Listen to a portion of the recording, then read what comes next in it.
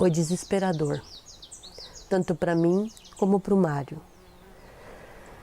Porque você está ali lutando para viver e você receber um não assim da justiça, sabendo que você não tem condições de comprar a medicação porque ela é muito cara. Eu tendo que falar para o Mário a realidade das coisas, o Mário já estava, o emocional dele muito prejudicado pelo fato dele estar com a doença, né? No Brasil, pacientes que não conseguem na rede básica de saúde garantir o tratamento médico precisam recorrer ao poder judiciário. Atualmente tramitam na Justiça Gaúcha 70 mil processos relacionados a casos de saúde, entre eles a aquisição de medicamentos. A industriária Edela Schaefer, do município de Picada Café, viveu o drama que é depender da justiça para ter tratamento médico. Após o marido ser diagnosticado com um câncer no cérebro e passar por 2 cirurgias, a família entrou na justiça para ter acesso ao tratamento, que custaria mais de 150 mil reais.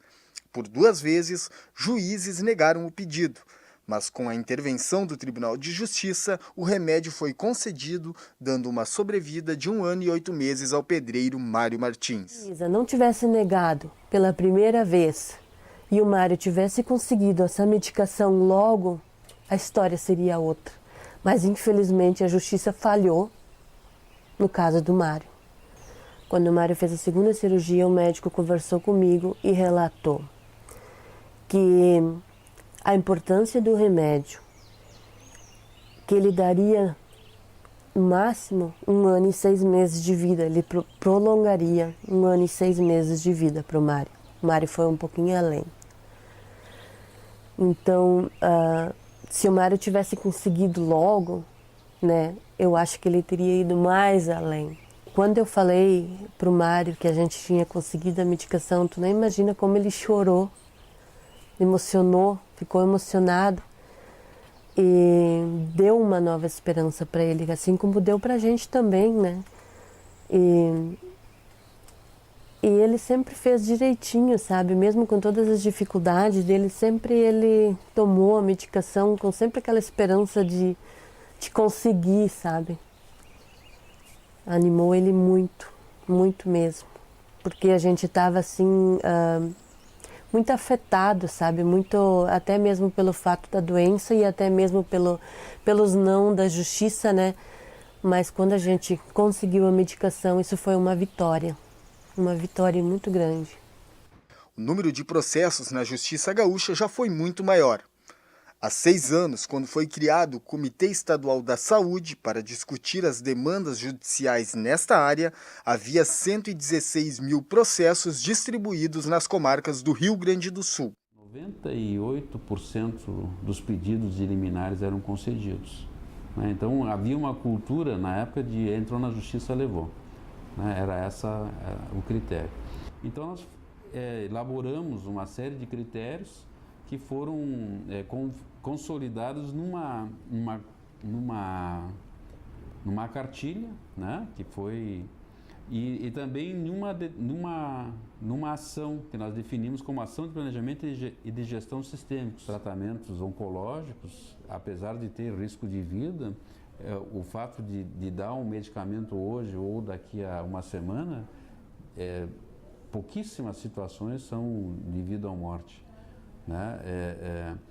Mas essa é a angústia que normalmente o juiz tem, né, de ser colocado esse compromisso, né, de que se não der o que está sendo solicitado, o paciente vai morrer. Se o número de processos é grande, existe outro dado preocupante. O estado do Rio Grande do Sul aplicou 280 milhões de reais do orçamento de 2015 para custear a compra de medicamentos por determinação da Justiça. O trabalho realizado pela Defensoria Pública gera economia ao Estado e proporciona agilidade ao atendimento. É através dela que muitos pacientes conseguem a solução dos casos.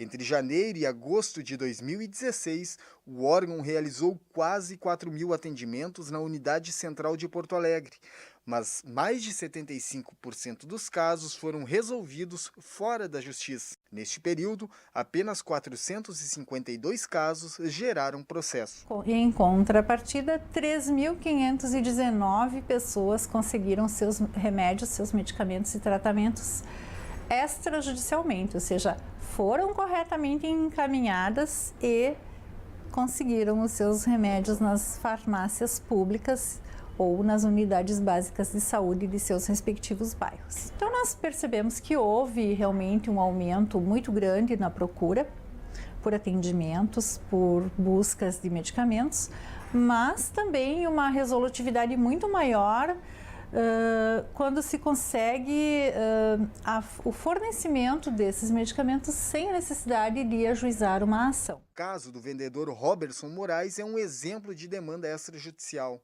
Depois de uma cirurgia no cérebro, passou a tomar remédios de uso contínuo.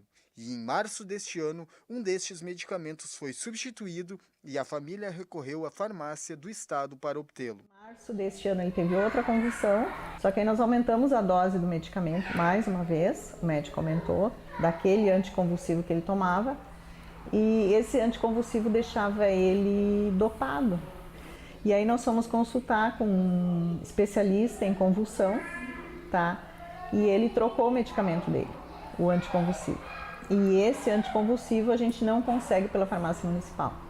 Esse a gente teve que entrar com processo na farmácia do estado, que ainda está em andamento, a gente não teve aprovação para conseguir pelo estado, né? Desde setembro, o Supremo Tribunal Federal discute se os municípios, os estados e a União são obrigados a fornecer remédios de alto custo. De acordo com os dados apresentados durante o julgamento, a União já gastou 1 bilhão e 600 milhões de reais para cumprir decisões judiciais que determinam o custeio de tratamentos de saúde. Eu teria um pedido para fazer. Um pedido para a justiça. Que parasse, analisasse essas coisas melhores. Que se tiver que der de dar 1, 2, 3 dias de vida para uma pessoa, que elas dessem. Porque elas têm esse poder. A gente não, mas eles têm. E que eles parassem uma vez e pensassem, se fosse alguém da família deles, se eles também iriam agir assim.